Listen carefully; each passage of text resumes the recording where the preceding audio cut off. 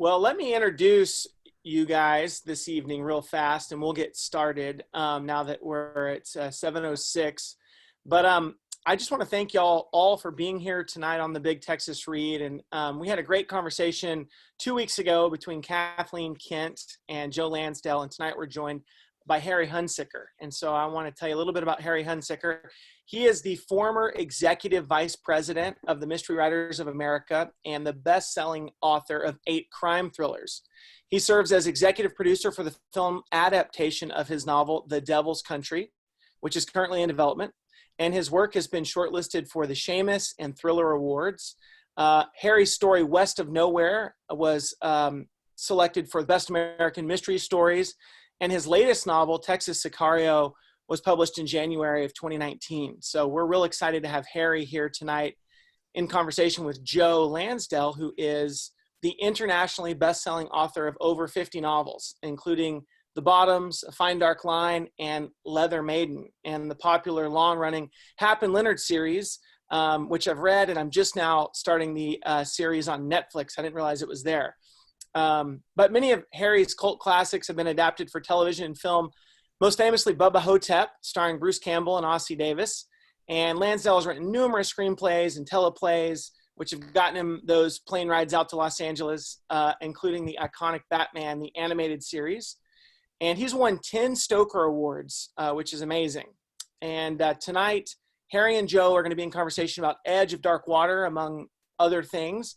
But Edge of Dark Water has been described as Mark Twain meets classic Stephen King. And the Boston Globe said it was a cast of unforgettable characters, a terrific read.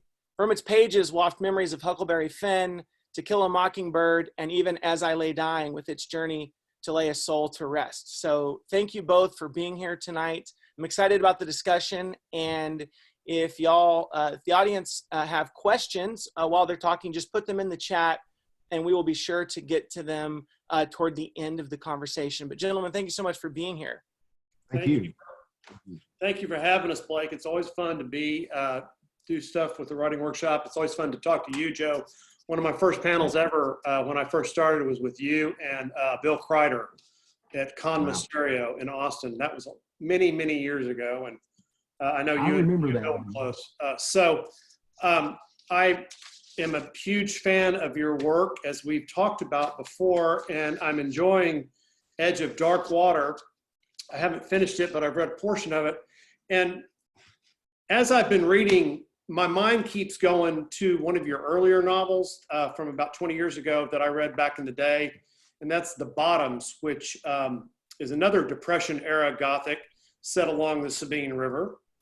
And Bill Paxton was making that into a movie, as I recall, before he passed away. He was. I also got a little hint of, I don't know how many people have read this, Cold Sassy Tree, like a darker version of Cold Sassy Tree by Olive Ann Burns. So give us a little, just a brief summary of what the book's about. And then I'd like for you to talk about the Edge of Dark Water and its relationship to The Bottoms, because they seem there's a relation between those two. It's been a long time since I read The Bottoms, but it seemed like there's a relation between those two other than just the setting and the era. They're kind of like spiritual sequels almost. So tell us about the book and their relationship, if you will.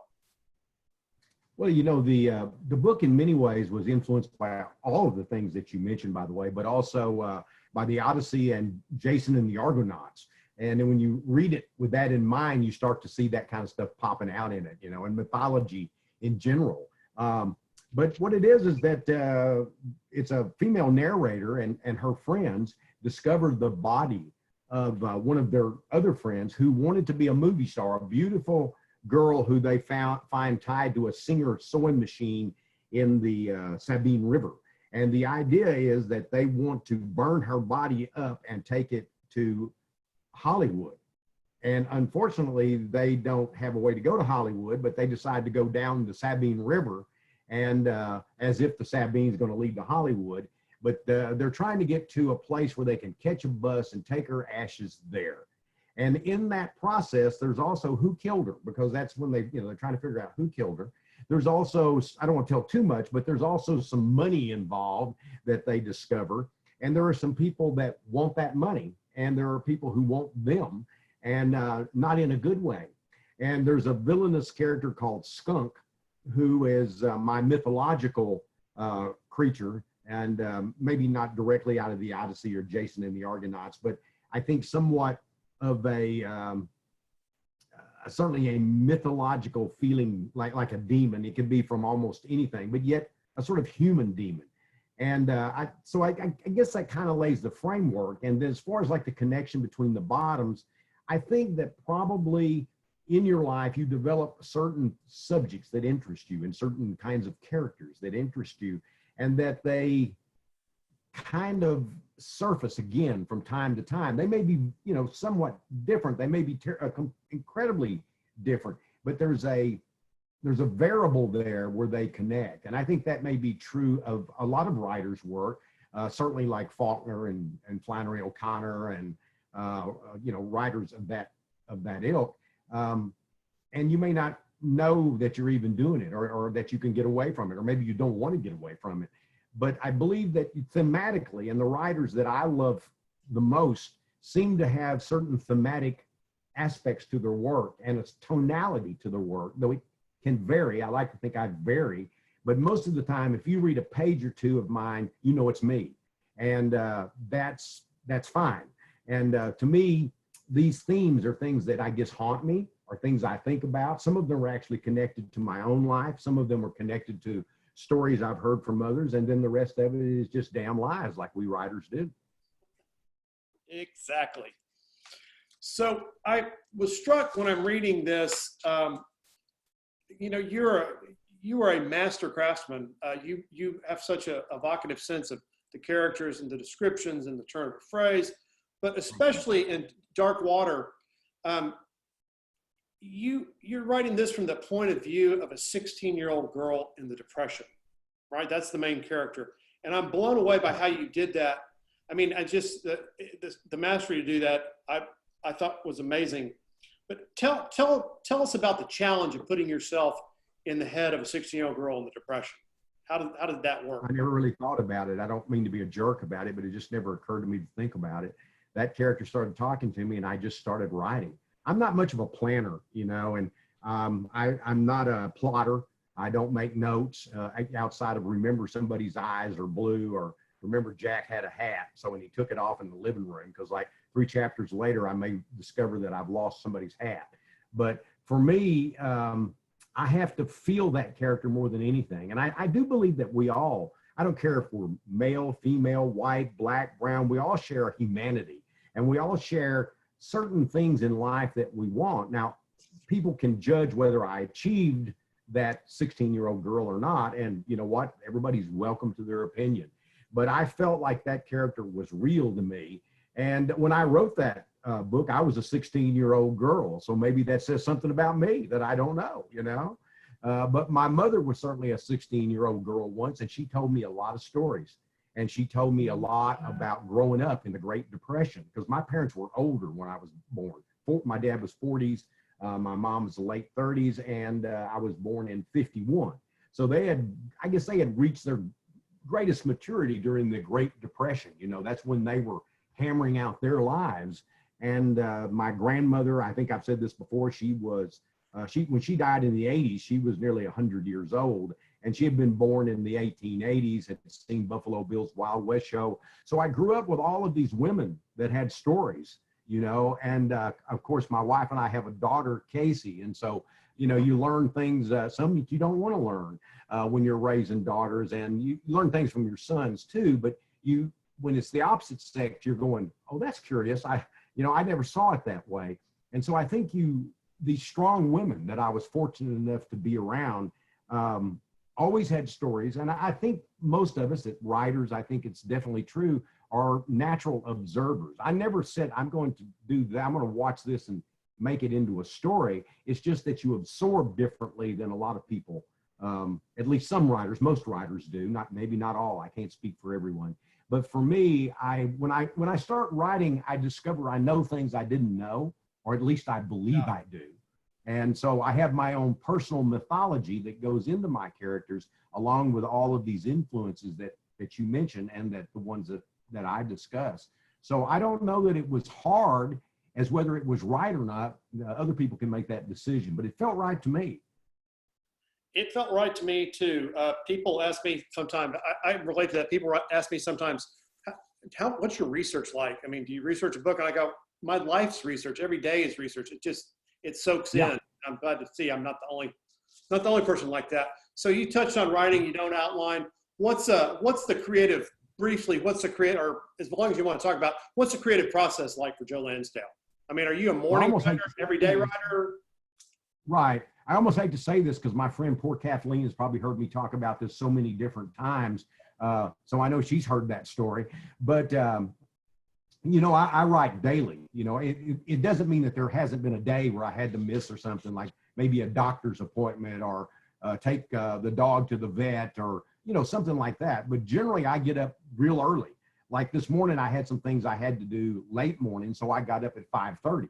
And, you know, I write for about 3 hours. That's it for me. If I write more than that, I've often said, and I believe it's true, I get diminishing returns. That doesn't mean that I wouldn't break that rule, and have broken that rule on occasion, but boy, is that rare. For me, I get up, I have a plan to do 3 to 5 pages so I can be a hero every day. And then some days I'll do 10 or 15, but it's still within those 3 hours. You know, it's funny, I don't know why that is. It's like I got 3 hours and I'm going to get 3 pages or I'm going to get 20. You know, and it's going to be within those 3 hours. Because when it comes to me, it's like somebody just turned on the faucet. And there are some days when, you know, I work harder for it. But for me, most of the time, I think of myself as being a storyteller more than a plotter, if that makes any sense. And when I was growing up, my family, they were storytellers, especially my father, who could not read or write. And so that storytelling sense is there. And of course, you know, I heard my uncles and my grandmother and people that they knew, you know, family and extended family and I guess the mothers and fathers and grandfathers and grandmothers of friends of mine. And when all the kids would go play, I would sit and be quiet and listen to their stories because they fascinated me more than the kids. And I was one of them, you know, but to me, it's more of just a natural feeling. The story gets there. And when I wake up in the morning, it's there. And it gives me a piece of it every day. Have I ever had novels and short stories where I had to scratch more? I have. But does it happen often? Thank goodness, no.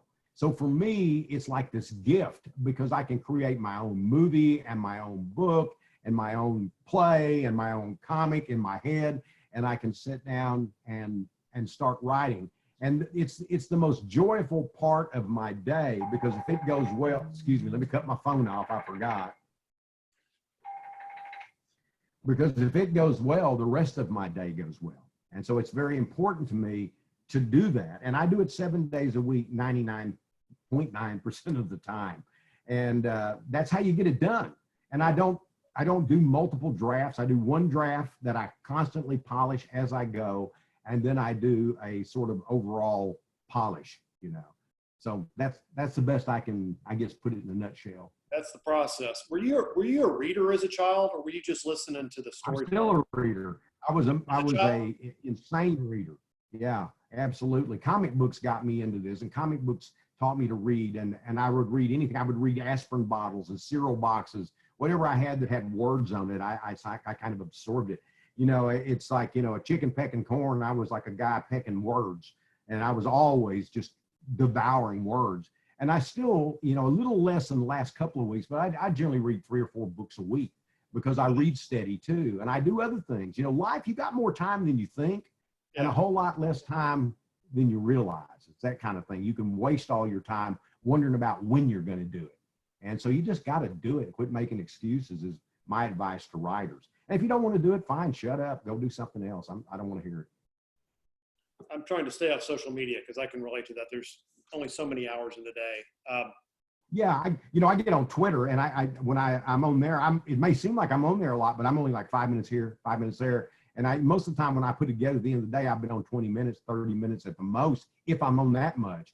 And, you know, you got, and sometimes you get into these arguments for politics, or you get in, and some of that's refreshing and makes, you know, I need to be angry sometimes because anger is also one of the fuels that I put into what I do. And if I don't give a damn about things, then my work doesn't read like it gives a damn. Or it's just like, you know, what's, you know, this guy going to do next?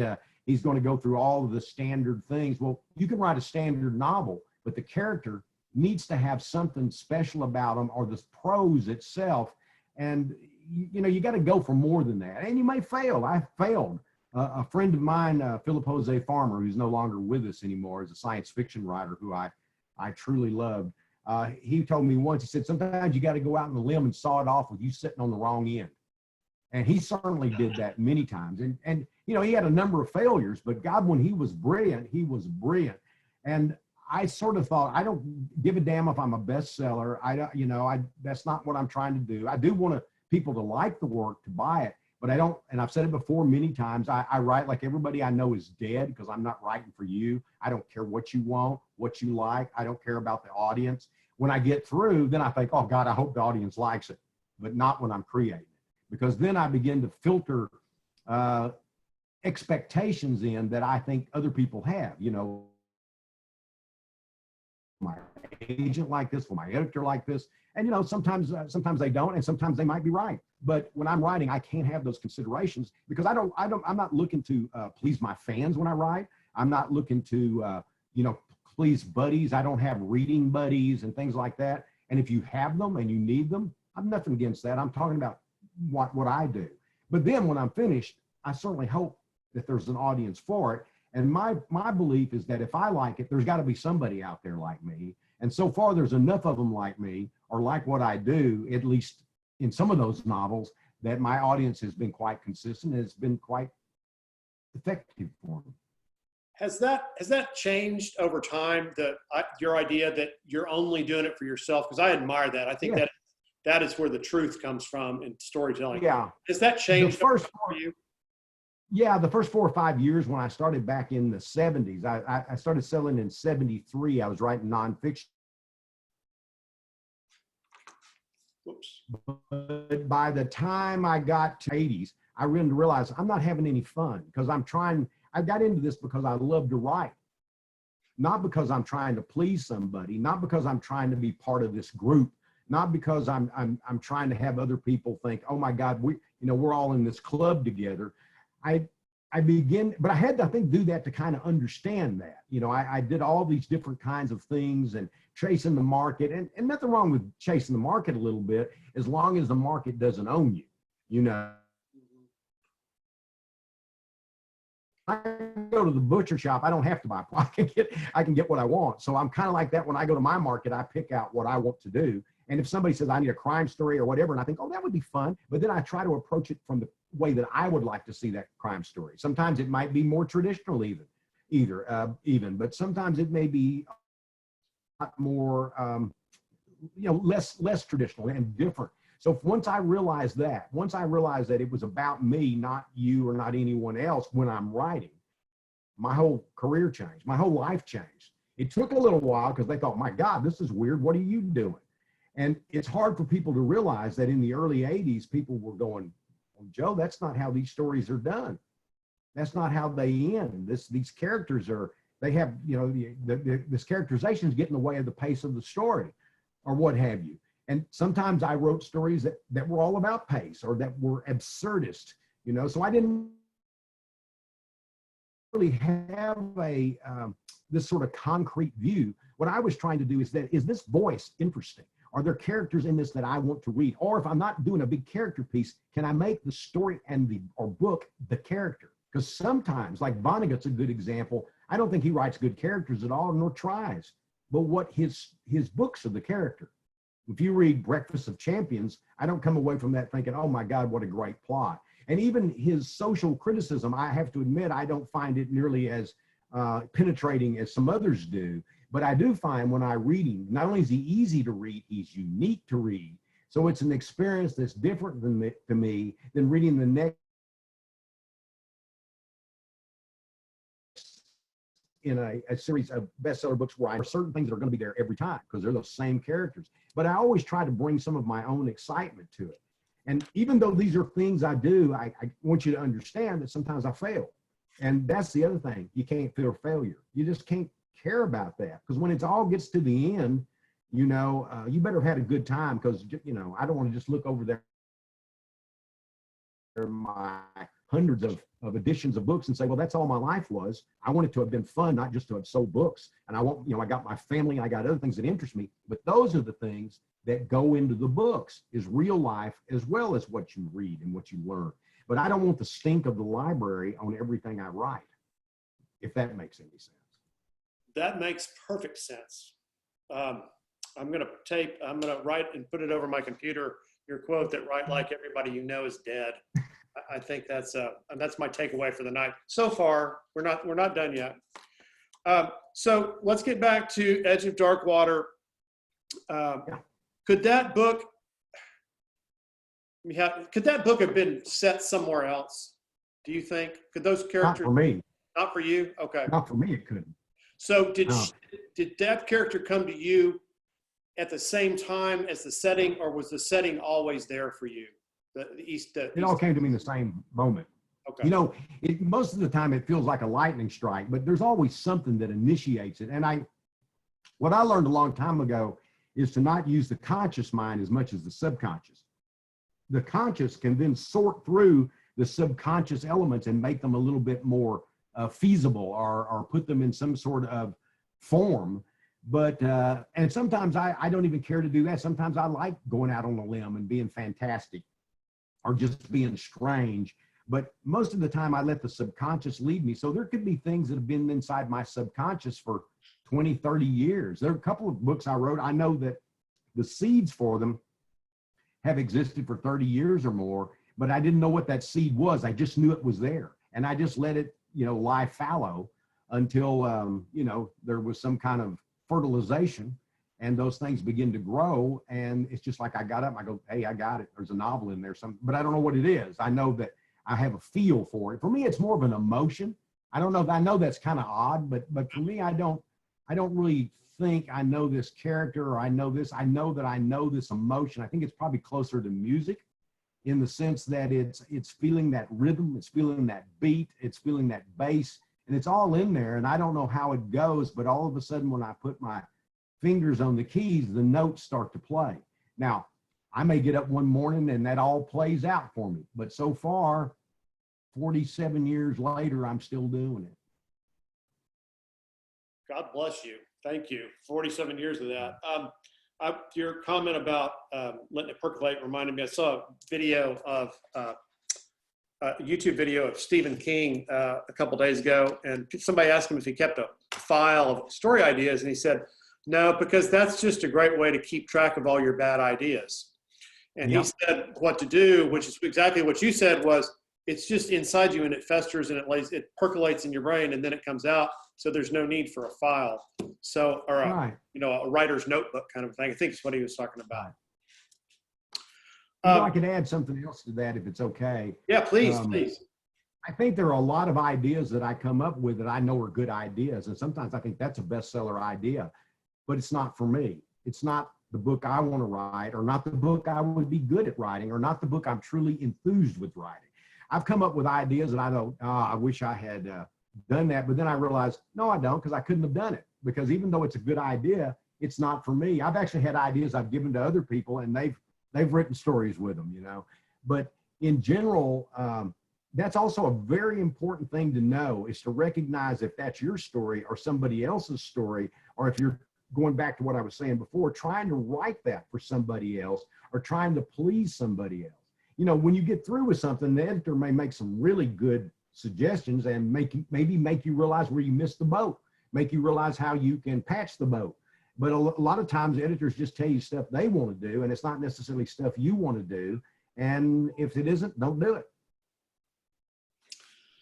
So tell us what it was like for you to see. I think you're probably best known for Hap and Leonard. I think that's probably a safe bet. Fair enough. But tell us what it was like for you, the creator, to see them on TV on the small screen for the first time. What did that feel like? And how did you feel about their portrayal? I saw him on the set for the first time, which was really weird. And I spent most of the entire first season on the set. I was there just about every day. I moved to Baton Rouge, which they substituted for East Texas, and which really pretty close. It's just a line in the dirt. You step over it and you're it's the same place. But I got to know the people doing it, and the director was a friend of mine, and the screenwriter or the script writer who did most of the scripts for the first season was a friend of mine.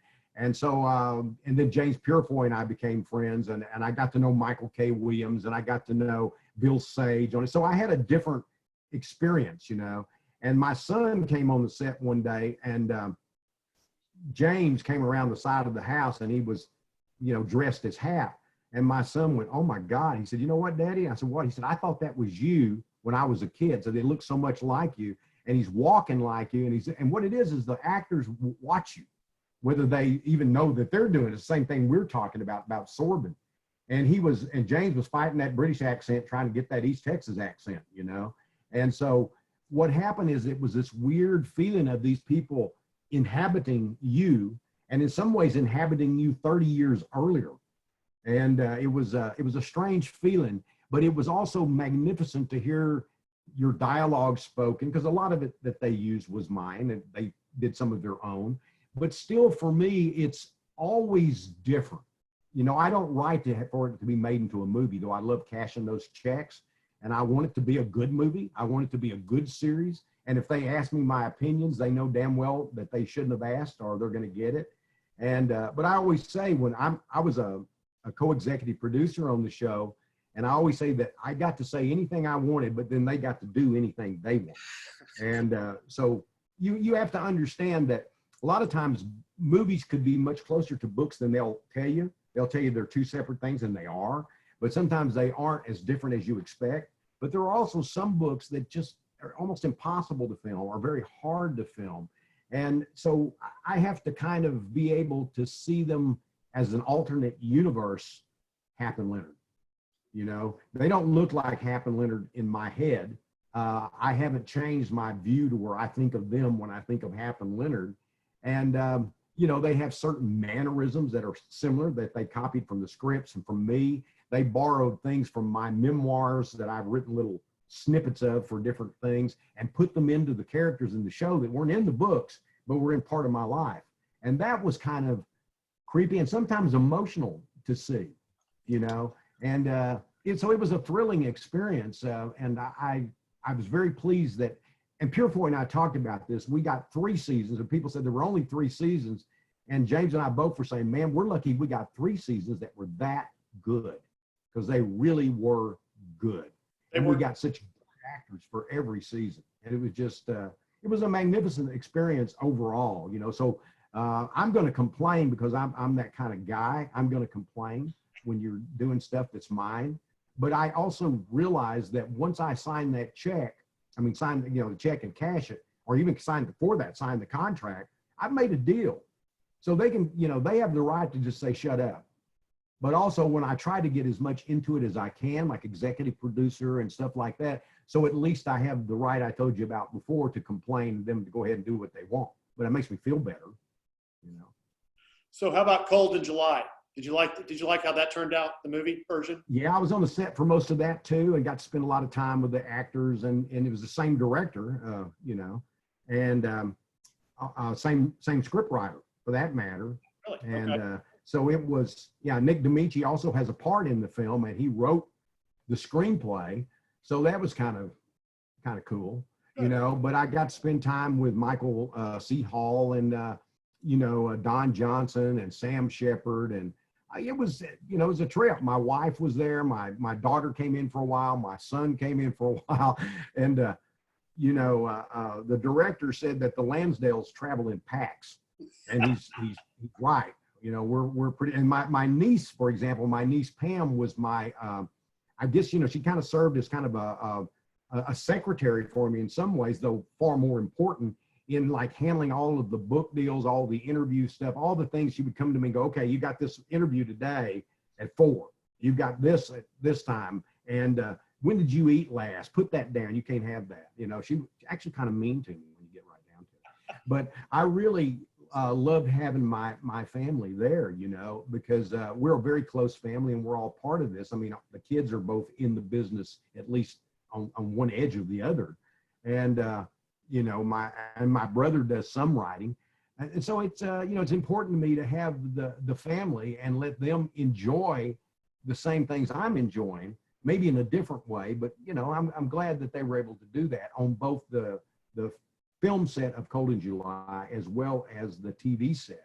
And the Bubba Hotep, I think Keith went out and stayed with me while they were filming that one. You know, that's how Bruce and I became friends, Bruce Campbell. So speaking of the family, tell us what lockdown life has been like for the Lansdales. We're all suffering through the same thing. In some ways, I've said it before, but it's not that. I miss my martial arts classes that I teach. You know, I just teach private classes now, but I still miss them. But most of it is like what I always do. You know, I'm home, I have my reading, I have my movies, I have my weights, I have all the things I'm interested in doing. But it is different, and I think I said this before. It's like being in the novel I Am Legend, and all the vampires are outside the house going, Neville, come out. Only this time it's not vampires, it's a virus, you know. And I keep going, well, maybe it won't be so bad just to get the virus and die. You know, because it's out there all the time. Let the vampires have me. And then you have to go, no, board the windows, board the doors, you know. And so I do get out once in a while to, you know, I mask up and I go shopping to make sure that nobody starves. But it's just me and my wife here and the pit bull.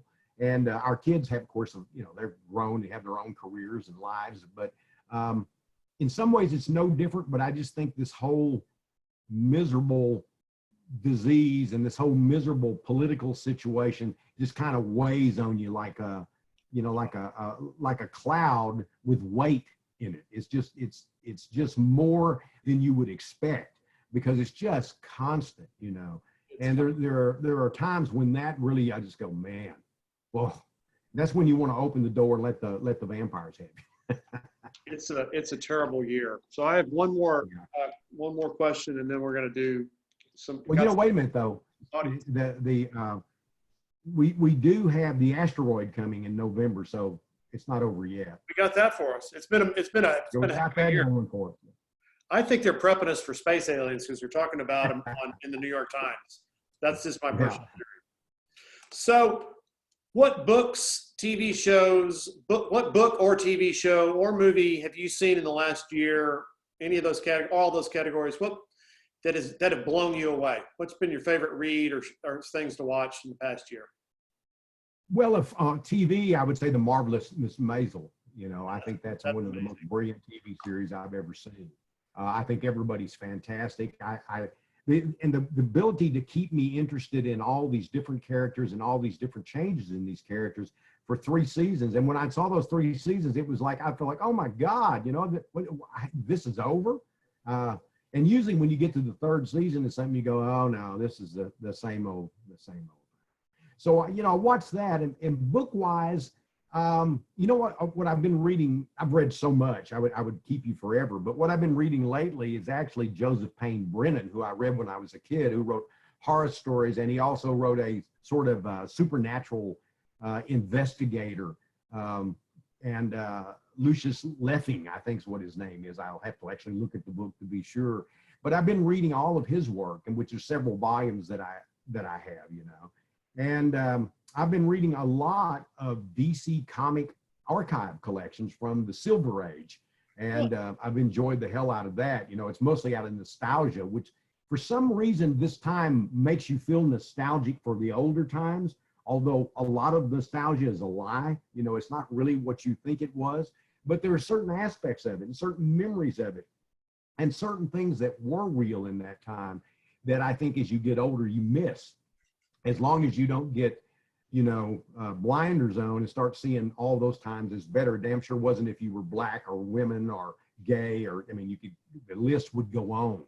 And, but there was a sort of simplicity to it. And I think that we're bombarded so heavily with, you know, the news and with ads and the whole thing. And when you read the 1950s science fiction novels by writers like Philip K. Dick and writers of that nature, Frederick Pohl, Cyril Kornbluth, they told us this was coming. You know, there's a book called The Space Merchants by Fred Pohl and Cyril Kornbluth, and it's all about what we're doing now with all of this multimedia and all of these things bombarding us all the time. And what was it, Alvin Toffler that wrote Future Shock? Future Shock, yeah, right. Yeah. And this is it. And it's also dystopia right now. We're not going to get into dystopia. We done in it, baby. Yeah. This is dystopia. And we have a chance to get out of it if we take it, I hope, because this is only going to get worse, because we're living in a Philip K. Dick novel. The only thing missing is a flying car, and somebody's building one of those. So there you go. Have you seen Social Dilemma on Netflix yet? No. It's about social media and how addictive it is.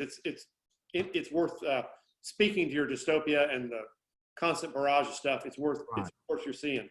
So we're all going to have some aspect of that, because that's part of technology and that's part of the new life.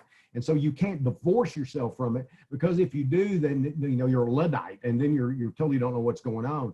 And I carry my phone around in my pocket because my business is in my pocket. Yeah. My agents and all that, whoever, I've got it right there, and I look it up. I may need to see a manuscript on there. If not so much now because I'm home, but if I was traveling, I was taking my office with me. But on the other hand, even like Facebook and Twitter, like I was telling you, I may hit it 3 or 4 times a day, or even more than that, but I may not be on there more than 30 seconds or a minute at a time. And then I put it back in my pocket. And then, and I'll be honest with you, I have a fan page on Facebook, but if I didn't think that was helping me with books, which it seems to get people aware, I would drop both of them. Really? And I don't sit and watch 24-hour news either. It has to be something that's absolutely, a hurricane's coming to my house, how close is it? I kind of touched base with it in the morning and with the afternoon. And then there are exceptions, you have certain political things going on, or certain disasters that are so humongous at that time that you can't tune it out, or don't want to at least find out what's going on. But the rest of the time, I leave that stuff alone, and I try to pick movies and TV series that I want to see, and I try to read the books I want to read, and I try to live the life that I dreamed of living when I was a child and was fortunate enough to do. All I ever wanted to be was a full-time writer and a martial artist, and I've done them both all my life. So no complaints. That's wonderful. That's wonderful. So Blake, do you want to just throw it open? Yes. We've got some great questions that came in while y'all were talking. I think it'd be great if Kimberly, if you want to unmute yourself, we'll start off with your question for Joe. Hi, Joe. Hi, Kimberly. I really love your dark sensibilities, but I really believe that you are a very positive and optimistic person. But do you revel in the dark places that you create in your stories? And I ask this because sometimes I have a hard time giving into my darkest thoughts when I'm writing. That's a good question. I revel in it a bit, but often my darkest stuff has humor in it. So I think that helps. I wrote a couple of things in my life that were really, really dark, and I loved writing them. But when I got through, I actually literally felt exhausted. I wasn't depressed, but I was certainly, not exactly cheerful either. But I think that the thing that helps me have and I don't think of myself as an optimist, really. I'm more of a positive person. I think optimism is sort of a blind acceptance that everything's going to be cool. No, it ain't. And I don't want to think of myself as a pessimist, like everything's terrible. No, it's not. But I think of myself as having a positive force that drives me. And I think the reason I write so much dark stuff is that it gives me a release from any kind of darkness and worries that might become excessive. Because, a lot of times when people meet me, they're always surprised, you're not what I expected. Well, you're not what I expected either. In fact, I don't know you, and you don't know me. So you don't know. It's like people always reading somebody's work and saying this represents them. I think that that's reasonably true, but it's not absolutely true. I've written about some terrible, terrible characters, and I've written about horrible racists and sexists and things like that I couldn't stand in a room for 5 minutes, but to explore that is also a way you explore yourself. Because I don't care how bad a character is, there's some element of that in you. That doesn't mean that you're that person, but we all can't write about those things unless we are able to face the human condition or our own failings in humanity, even if we haven't, fortunately, crossed that line into that dark side. But I also do it as humor. Sometimes to me, some of the darkest things are just funny as hell. And Robert Bloch, once told me, he said, he wrote Psycho. And I love Bob. I didn't know him real well, but I knew him enough that we'd call each other and talk and, exchange notes. And he wrote a piece. Well, he had a piece adapted in a comic book anthology I edited, and, this and that. But the thing is he said humor and horror are just flip sides of the same coin. And they are, because as Twain once said, there's no humor in heaven, which what he means is that everything that's funny is generally about somebody's misery or death or something horrible happening to them. Somebody falls off a ladder in a movie, you go, oh my God, Laurel and Hardy, that's so funny. But in real life, that would be horrible. But on the other hand, you might later go, that was kind of funny because he didn't die. So there's that kind of thing that horror and humor are there, even though we don't always admit it. And I think that was a big revelation for me when I read that quote from Twain, many good grief, so many years ago, I don't even know when I read it. But like Twain, I'm as he always said, if you want to meet the interesting people, you need to go to hell or someplace like that, because the people in heaven, I don't want to play a harp. I'm not interested in these guys. And being atheist, that's not a real concern of mine anyway. But I find that you have to be someone that is willing to look into the darkness, if that's what you want to do. That doesn't mean you have to do it. But if you're trying to write dark stuff, you have to understand the darkness in yourself, and it helps relieve it, actually. It's sort of like popping a blister, because we all have it. Everybody go, I'm not like that. Somewhere you are, somewhere in there you are. It's a matter of whether you want to fish in that fishing hole or not. That's up to you. And to me, I find that it's a relief. And I have such a sardonic, sort of satirical way of looking at things. A lot of times what I'm writing, I think satire, or I think it's humor or whatever. And most people catch that. Some don't. But again, I can't write for them. I got to write for me. So remember, you don't have to be dark and evil to write dark and evil and to plumb it. But it's sort of like letting the sewage out when it gets stopped up too. And but it's going to get stopped up again. That's the way it works. Because we're putting a lot of crap into us every day. Observation, life. And and the thing is, I love life. I feel like I am one of the luckiest people that was ever born, because I get up every morning and I'm happy, I'm excited. I try to be a decent human being. You can't always achieve it, but I try. And all of those, are part of who you are and part of what you can put into your work, I believe. But it's also part of what makes life worth living. I don't know if that helped you or not. It does. It did. I love that. Great question. Thank you, Kimberly. Betty, you had a couple questions in the chat. Would you like to ask your questions? Hi, Ben. You're on mute. You're Oops, muted. I think you might still be on mute, Betty. Mute. Can you hear me now? There you are. There you are. Hi, yes. I How are am you?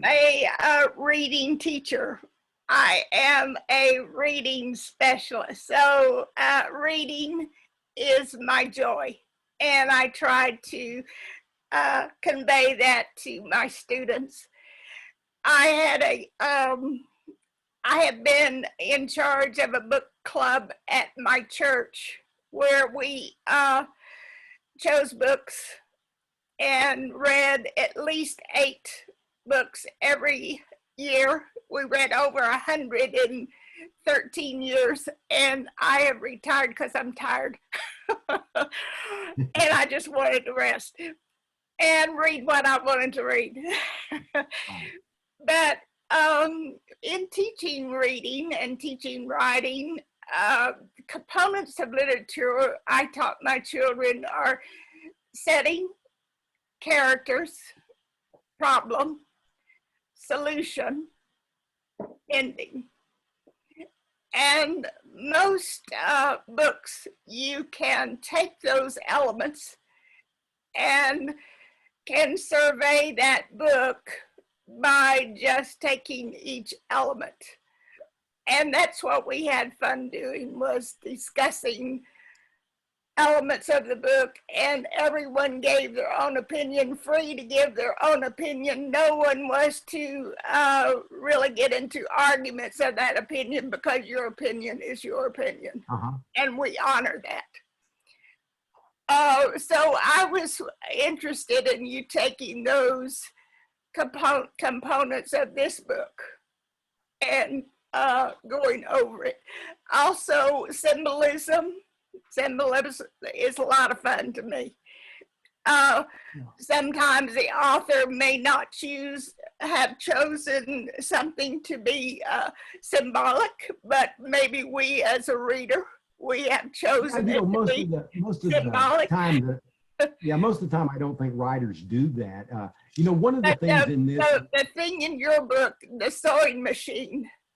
That's what I was going to say. Kathleen mentioned that last time. That one was kind of purposeful, but a lot of the others, aren't. And in fact, I'm sometimes surprised when someone will point something out to me. But that one, and I think also the fact that my mother, when I grew up, she had that Singer sewing machine. She'd pedal it and had the bobbin and all this stuff to get, to make clothes and things of that nature. So I probably had that in the back of my brain. And then also the fact that this is about not fulfilling a role just because you're expected to fill what is considered, at least at that point in time, a feminine role. And this is about people who reject roles as to what they're supposed to be. All the characters in some ways reject roles, but like I said, I didn't really think about the setting. It was just there. So I guess my subconscious was thinking about it, but I don't really think about character or setting or any of that when I write. It's there, or I couldn't write it. It somehow develops. I've never thought about a 3-act structure in my life except when I wrote a play. And for me, I'm sure it's in there, and sometimes I don't think it is. Some people have pointed out I got 2 acts. I build up and then it's over with, and some things I have 3 acts. But for me, if you're telling a story that you're interested in, and that the characters are interesting, and that they don't do what you expect, and they're not like chess pieces that you're moving around, but they're like living human beings to you when you're creating them, then you keep from doing those expected things. And a lot of times the trail offs in story interest me so much more than what I think of as the sort of clockwork mechanics of a story. I can appreciate that. I've done a little of that because I like to experiment and find out what I can fail at or what I can succeed at. But for me, most of the time, it's a natural story. And if they go off on trails, I don't care, as long as those trails are interesting and it kind of circle back to the main line. Or sometimes it'll go off on that line and you realize that what you thought was the main line wasn't main at all. So I think I'm very instinctive because I never had a writing lesson. I never had writing teachers. I had high school and I had college, and I majored in anthropology, archaeology. And because I didn't feel that what little I had heard from these people helped me much. I've taught at university. What I do is kind of like, kick them back into play, because they'll either got it or they don't. All you can do is encourage them. And then after that, it's willpower. And you can't give people willpower. Talent matters, but I think willpower matters more. I think that's probably my case. I don't know that I'm that talented, but I do have a strong will. That's my wife. Great question. Thanks, Betty. Bethany, would you like to ask your question? Yes, thank you. Joe, great book. I jumped on that raft and just went right on down with everybody. So it's really thrilling and fun, and got into it. You said really early on in the conversation tonight how Sue Ellen sort of came to you and was talking to you early in the process. Well, How does that, did she sort of just then lead you into the story, or do you jump in and try to manipulate it? How does that work? I love just no. Well, I'm sure you do manipulate it subconsciously, or your subconscious is thinking about it. But in a conscious sense, no. I mean, I don't think anything is like a gift from heaven or anything like that. Your subconscious is creating this stuff and putting it together. but I've learned to not be aware of it, because if I'm aware of it, then it gets messy. So for me is that when I wrote that, I didn't know that girl was in the water till they pulled her up. I didn't know why she was in the water. I didn't know what was going on with Sue Ellen's family. I didn't know who her friends were. I didn't know they were going to go down the river. I didn't know that they were going to take the ashes as if to go to Hollywood, but everything just started clicking as I wrote it. And I feel like my best books are pretty much like that. Some, you know, I've had a few that like I said, were more clockwork. And sometimes that's because I want to experiment just to see if I can do it, because I'm not worried about whether it's successful or not. I don't have to worry about that, you know. But I won't say don't have to worry about that, but I try not to worry about that, as I said before. I try to do whatever it is I'm interested in. So for me, it was just, yeah, this character just showed up and she said, you know, let me tell you a story you don't know. Love it. Thank you. Thank you. Kathleen, you had a question for Joe. 2 weeks late, I should add. Turn it off again. Hey, Joe, you know, you often talk about how Greek mythology informs your work. I was just curious, do you remember the first Greek myth that you heard? Was it the Odyssey? Was it Hercules? Do you remember that first Greek legend you heard about? You know, when I was a kid, I used to watch these sword and sandal movies that they put on TV, you know, and some of them were before the sword and sandal rage. But they were somewhat like that. And I just became interested. And then I went and got Edith Hamilton's book, which was on mythology. And I used to sleep with the Iliad under my pillow because when I was young, Alexander the Great was somebody I was fascinated with, and he supposedly did that. And so I thought, oh, you know, so I would get it out and I read it backwards and forwards. And I like the Odyssey too. I love them both, but really the Iliad's my favorite. And I think it's because all of the conflict with the gods and all of the manipulations going on and the heroes, especially when you're, you know, 11, which is probably when I read that. And when I read, it's one reason I'm an atheist is because when I read that and I read the Bible, I realized, mythology, I get it.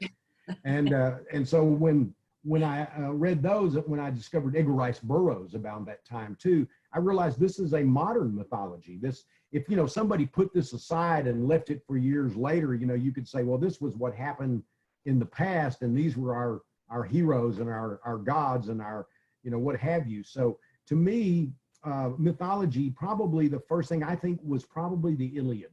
And maybe Edith Hamilton, some of the stories in there. I always liked the one where about Persephone and you know, going down to Hades and all that. That was, for some reason, that just fascinated me. And references to the river Styx, I find pop up in my work far too uncomfortably. So yeah, I've always loved mythology. And I think that when you write well, that's what you're doing. You're creating a mythology. Hap and Leonard are mythological characters. You know, they're bigger than life, and yet they're somehow real. And that's how Hercules was. He became a demigod, but he was powerful, more powerful than people, but he had the same human faults. You know, he made mistakes. He did horrible things, and he did wonderful and glorious things. And so for me, my best work is mythology. And I think Edge of Dark Water is a myth. I try to make it real in one sense, but in another way, it's bigger than life. And you try to do that in such a way that people don't realize you're making it bigger than life. You know, it's like humor is not funny if the people in the book know it's funny. I mean, they might crack a joke between each other, but when bad things happen to them, you know, we might laugh. I wrote a book called Jane Goes North, and it's nothing but a road trip with these poor women just having, and they just take it in stride. But that's part of the humor. That's part of the myth. That's part of the bigger than life, because real people wouldn't take it in stride that way. But so to me, that's important, is to create a myth in most of my work. And so that when people read it, they believe it as they read it, but when they get through it, leaves some sort of echo in the head, which is what I think mythology does. Right. Right. Very good. Way, thanks. I answer everything. Thanks, Joe. Thank you. You're welcome. Thank you. Good question. Joe, I have a quick question for you. Sure. I think Harry mentioned earlier tonight that he read a quote by Stephen King that if you have a file folder, that's just a folder where you can keep all of your bad ideas. And I got to see a screening of Hansi Oppenheimer's documentary about you called All Hail the Popcorn King, which I really loved.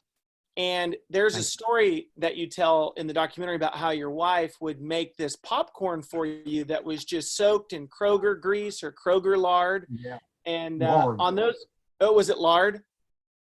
Yeah, essentially. Yeah, so I loved this Kroger lard. But you would have a fitful night of sleep whenever you had that popcorn, but you would wake up with a story idea. And I'm wondering, Full blossom. yeah, so you would write a story, and I'm wondering, you said you're kind of off of the Kroger lard now, and I'm just wondering. I'm not 20-something anymore. So do you still have those kind of lightning bolt moments in the middle of the night? Yep. Yeah. Yeah, Okay. I do. A lot of times when I'm working on a novel, that's all that's there. But then I may have like somewhere like my subconscious goes, hey man, I'm taking a break. I'm going to go over here and we're going to work on this.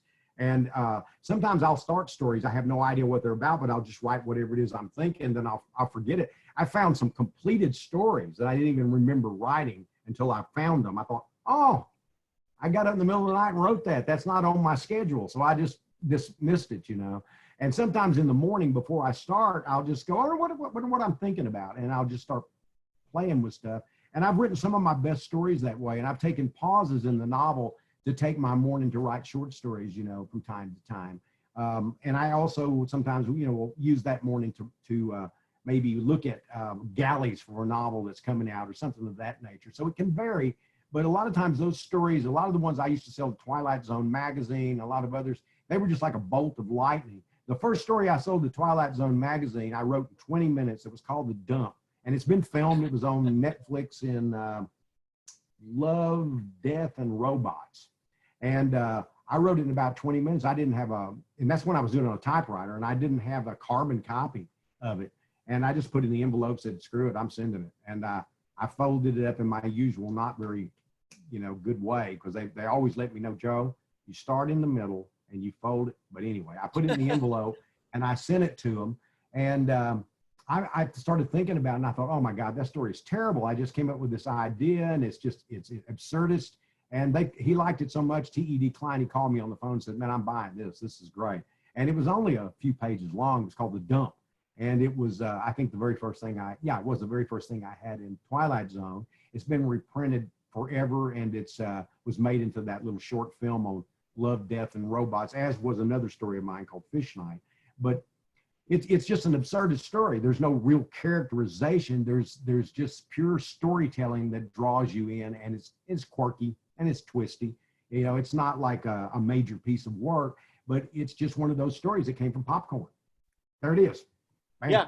And after that, oh man, I got to eat more of that greasy stuff. And well, I could tell when the bank account was getting low, because I could hear my wife and taking that popcorn pan.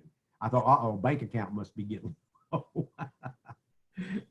I love that. That's great. That's great. It was a great documentary. I can't wait to see whenever it's released again. Well, hey, everybody, are there any other questions for Joe? While you're thinking, I'm going to paste some links to Joe's books at Interrobang Books, and also Harry Hunsicker's books at Interrobang. You can see all of their books there, which I think, yeah, you can just go crazy on Interrobang and they'll ship them to you. But if there's no other questions coming in over the chat, I really want to thank you all for another great evening of questions. Joe, thank you so much for being part of the Big Texas Read. Harry, thank you for your great questions. And it just was a treat to get to hear all about your work, Joe, over these last 2 weeks. So thank you all for being here, and we really appreciate it. Thank you, Blake. I thank you very much. Good night. Good night, everybody.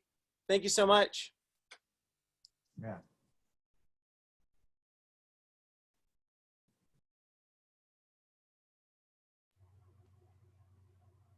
Wow.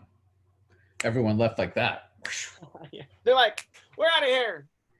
That's the fastest exit I've ever seen.